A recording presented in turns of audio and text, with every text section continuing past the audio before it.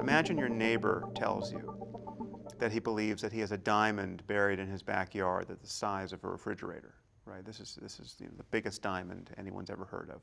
And every Sunday he digs for it with his family. And you ask him why he believes these things. And he starts saying that it's been prophesied that someone would have a diamond this size in his backyard, and it might as well be him, right?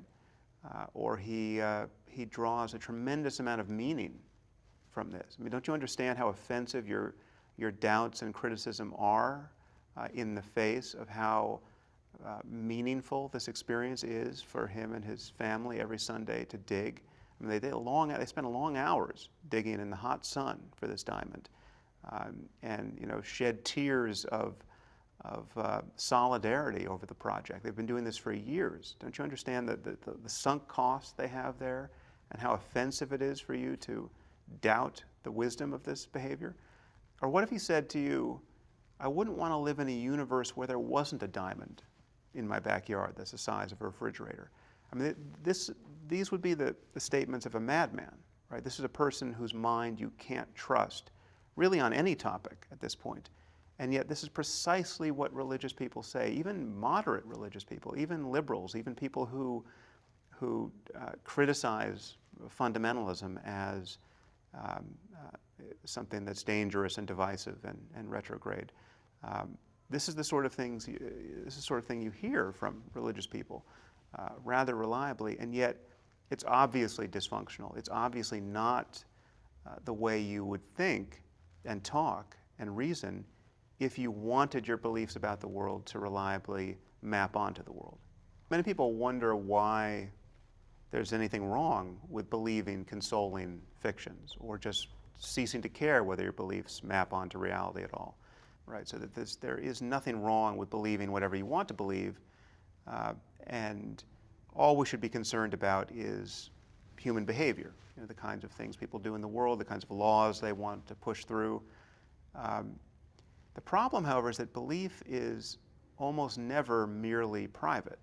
Right? Now, if it is truly private, if it doesn't show up in any way in a person's dealings with other human beings, well, then there's nothing to worry about, really, apart from that person maybe not actualizing himself or herself as much as they might in this life.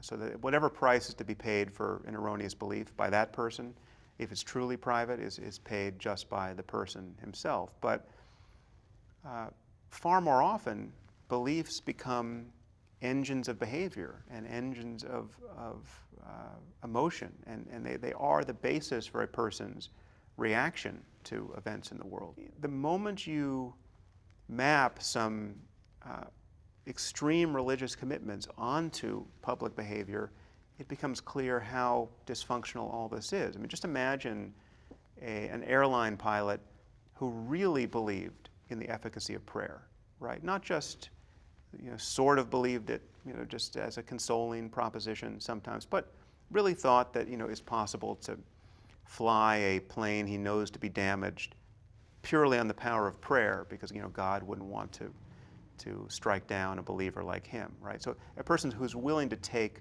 unconscionable risks, not only with his own life, but the lives of his passengers, because he knows that prayer works, right? Who's going to get on that airplane, willingly? No one, not even a religious person, really, at the end of the day. So it's beliefs, insofar as they're really believed, become active whenever they're put in play by events in the world. So what you think about what happens after death, or about the moral order of the cosmos, or whether there are invisible beings who are watching you and acting like travel agents and traffic cops and helping you get through your day. All of this potentially shows up in the world to the degree that you believe any of these things.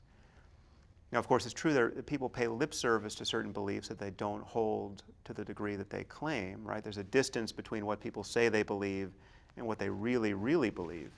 But if events like September 11th have taught us anything, we now know that certain people really do believe in paradise.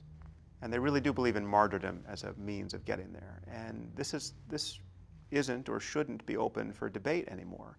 Some people really do have the courage of their convictions, and now we just have to deal honestly with the consequences of believing those things at this point in history.